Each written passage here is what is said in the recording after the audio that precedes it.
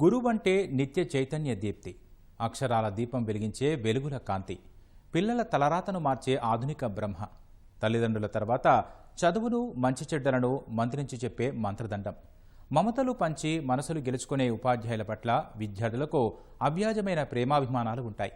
కొందరు ఉపాధ్యాయులు కూడా పిల్లలను అంతే ప్రేమగా చూస్తారు. అది ఉపాధ్యాయ బదిలీల సందర్భంగా బయటపడింది. ఉపాధ్యాయులు బదిలీపై వేరే పాఠశాలకు వెళితే అనేక చోట్ల విద్యార్థులు వారిని విడిచి ఉండలేక బోరణ విలపించారు. మరికొందరు వెళ్లవద్దంటూ వారి వాహనాలకు అడ్డుపడ్డారు. ఈ దృశ్యాలు విద్యార్థులు ఉపాధ్యాయుల మధ్య బంధానికి అద్దం పట్టాయి.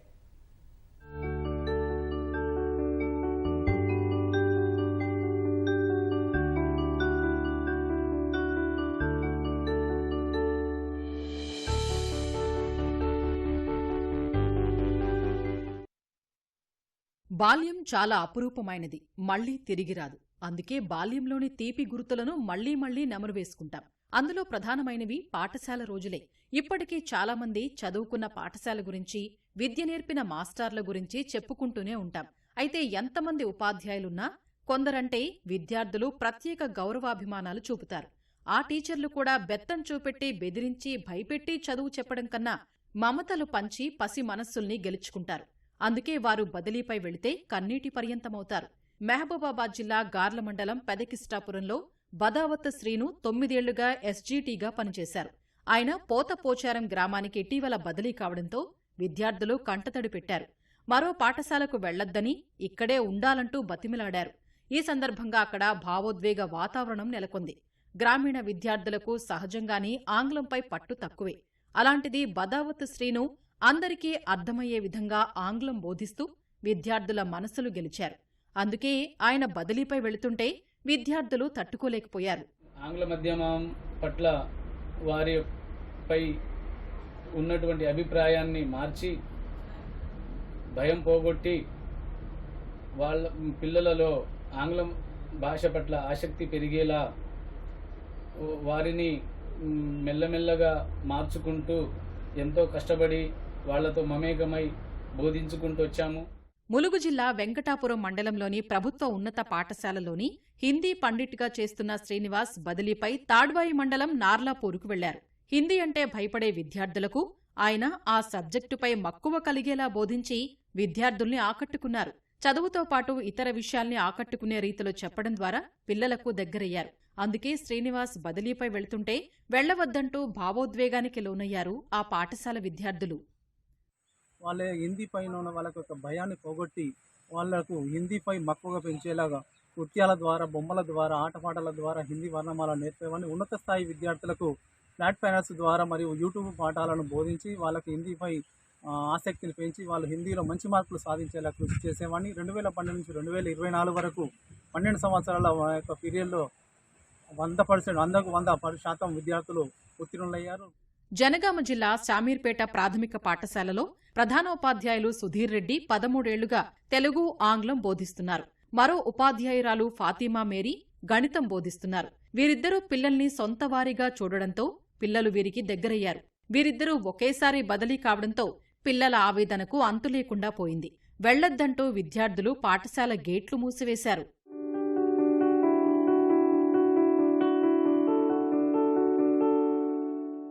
నల్గొండ జిల్లా డిండి మండలం వావికోల్ ప్రభుత్వ ప్రాథమిక పాఠశాలలో ముద్దాడ బాలరాజు 9 ఏళ్లుగా ఉపాధ్యాయుడుగా పనిచేశారు. ఇటీవల ప్రభుత్వం చేసిన బదిలీల్లో ఆయన మండలంలోని కొత్త తండాకు బదిలీ అయ్యారు. ఈ సందర్భంగా విద్యార్థులు బాలరాజు చుట్టూ చేరి సారు వెళ్లవద్దంటూ కంటతడి పెట్టుకున్నారు. విద్యార్థుల రోదనలతో ఉపాధ్యాయుడు సైతం భావోద్వేగానికి గురై కంటతడి పెట్టుకున్నారు. విద్యార్థుల చేరికల్ని పెంచడంతో పాటు పాఠశాల అభివృద్ధికి ఆయన ఎంతో కృషి చేశారని గ్రామస్తులు కొనియాడారు.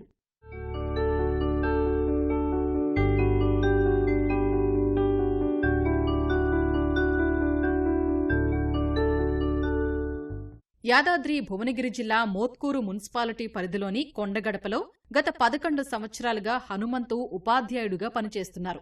ఇటీవల ఆయన మోత్కూరు మున్సిపాలిటీ కేంద్రంలోని ప్రాథమిక పాఠశాలకు బదిలీ అయ్యారు. ఆయన పాఠశాల ఆవరణ దాటుతుండగా విద్యార్థులు కంటతడి పెట్టుకున్నారు. వాహనానికి అడ్డుపడ్డారు.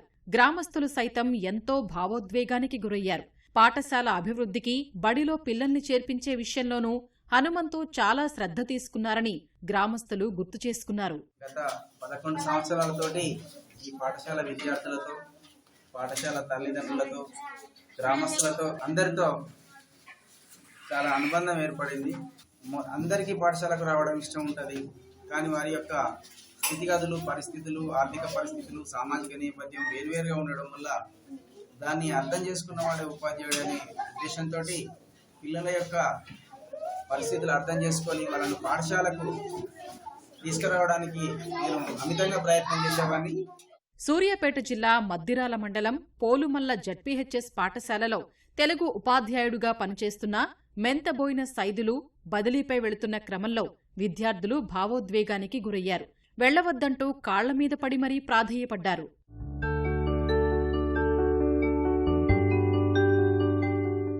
సూర్యాపేట జిల్లా మేళ్లచెరువు మండలం హేమ్ల తండాలో షేక్ మస్తాన్ అనే ఉపాధ్యాయుడు గత 9 ఏళ్లుగా హిందీ పండిట్ ప్రధానోపాధ్యాయులుగా పనిచేస్తున్నారు. వృత్తినే పవిత్రంగా భావించి పాఠశాలల్ని ఉన్నతంగా తీర్చిదిద్దారు. జిల్లాలోనే అధిక ఎన్రోల్మెంట్ ఉన్న పాఠశాలగా తీర్చిదిద్ది అందరి ప్రశంసలు పొందారు. దాతల సహాయంతో పాఠశాలకు కావలసిన కనీస వసతులు సమకూర్చారు. విద్యార్థుల్ని భావి భారత పౌరులుగా తీర్చిదిద్దటంలో విశేష కృషి చేసిన మస్తాన్ సోషల్ అసిస్టెంట్గా ప్రమోషన్ పొంది తొగర్రాయి వెళుతున్న క్రమంలో విద్యార్థులు కంటతడి పెట్టారు. Grateful to speak about the Mastan sir just because his qualities. Discipline ఉంటే పిల్లల చదువు దానంతట అదే వస్తుందని బలంగా నమ్మినటువంటి వ్యక్తి మన మస్తాన్ సార్. అది బలంగా నమ్మడమే కాదు, అది ఈ పాఠశాలలో నిజమని నిరూపించినటువంటి వ్యక్తి. అందువల్లే పిల్లలు అంత భావోద్వేగంతో ప్రతి ఒక్కరు కంటనీరు పెట్టడమే కాకుండా ఈ పాఠశాల ఉపాధ్యాయులందరూ కూడా అత్యధికంగా బాధపడడం జరిగింది. మా సారు మమ్మల్ని మంచిగా చూసుకునేవాళ్ళు. బుక్స్, టై బెల్ట్లు, షూ, రిబ్బన్ అన్నీ ఫ్రీగా ఇస్తాడు. 2 జడలు వేయించుకోమంటాడు. స్కూల్ డ్రెస్లో రావాలంటాడు.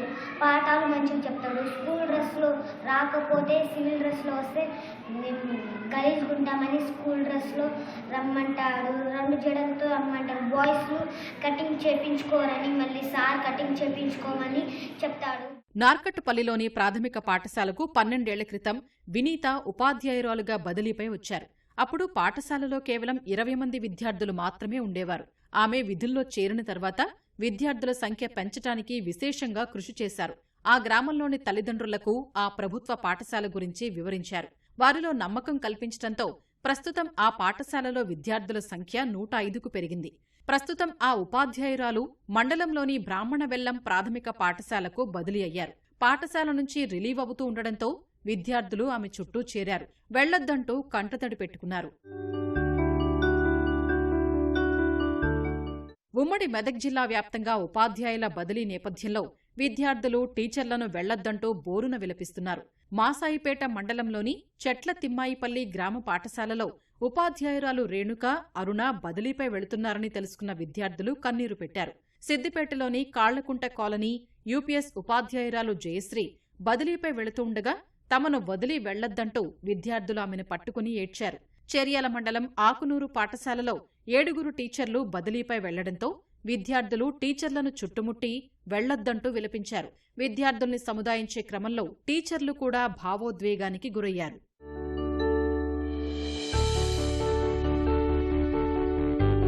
అటు సొంత డబ్బులతో విద్యార్థులను చదివిస్తున్న గురువులు ఉన్నారు. ఆదిలాబాద్ పట్టణం శివారు ప్రాంతమైన కుమరంభీం కాలనీలో ప్రభుత్వ పాఠశాల ఉన్నా సొంత భవనం లేదు. 2018లో ఇక్కడకు బదిలీపై వచ్చిన ఉపాధ్యాయురాలు శ్రీలత 40 మంది డ్రాపౌట్లను గుర్తించి నెలకు 3,500 రూపాయల చొప్పున ఓ ఇంటిని అద్దెకు తీసుకున్నారు. అక్కడే పాఠశాలను ప్రారంభించారు. ఆమె కృషికి ముగ్ధులైన స్థానికులు పిల్లల్ని బడికి పంపించడం ప్రారంభించారు. ప్రస్తుతం ఏకోపాధ్యాయురాలుగా 5 తరగతులకు కలిపి 83 మంది విద్యార్థులకు ఆమె విద్యాబుద్ధులు చెబుతున్నారు. పిల్లలతో ఆడుతూ పాడుతూ శ్రీలత చదువు చెబుతున్నారు. ఇక్కడికి వచ్చి సమ్మర్లో నేను ఒక నెల రోజులు మొత్తం సర్వే చేయడం జరిగింది. ఈ కాలనీ చాలా పేద కాలనీ. ఎలా అంటే ఇక్కడ పిల్లలు చిన్న చిన్న పిల్లలు ఉన్నారు. వీళ్ళు ఇక్కడ నుంచి దాదాపు 2.5 కిలోమీటర్ల దూరం ఉన్న స్కూల్ అంటే సో వీళ్ళకి ఆటోలు పెట్టించి కూడా వీళ్ళను అక్కడికి పంపించే అంత వీళ్ళ ఆర్థిక పరిస్థితి బాగా లేనందున సో నేను ఇక్కడ పాఠశాల స్థాపించాలనుకున్నాను. సో నేను ఎవరిని నాకు కిరాయి డబ్బులు కావాలని నేను అడగలేదు. నేను సొంతగా నా ఇష్టంతో ఒక పేద పిల్లలకి ఒక విద్యను అందించాలన్న ఉద్దేశంతో, పిల్లలందరూ డ్రాప్ అవుట్ కావద్దన్న ఉద్దేశంతో నేను ఒక పాఠశాల భవనాన్ని మొదట 3,500కి నేను అద్దెకు తీసుకున్నాను. సొంత డబ్బులతో బడి నడుపుతున్న శ్రీలతను ప్రభుత్వం ఉత్తమ ఉపాధ్యాయురాలుగా గుర్తించింది. 4 ఏళ్ల కిందట అప్పటి కలెక్టర్ దివ్య దేవరాజన్ పాఠశాల కోసం 4 గుంటల ప్రభుత్వ స్థలం కేటాయించారు. ప్రస్తుత కలెక్టర్ రాజార్షిషా నిధులు మంజూరు చేశారు. విద్యాబుద్ధులే కాదు, ఆటపాటలతో పాఠశాల కొత్త కళను సంతరించుకుంది.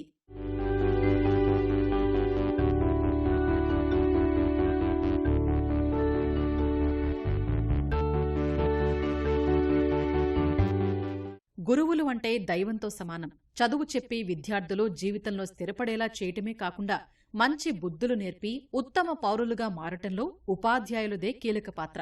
అలాంటి గురువు పాత్రలో ఉండి కొందరు సుతిమెత్తగా బోధించి విద్యార్థులకు దగ్గరైతే, మరొకరు సొంత డబ్బులతో చదువు చెప్పారు. ఇలాంటి గురువులు అందరికీ ఆదర్శమే.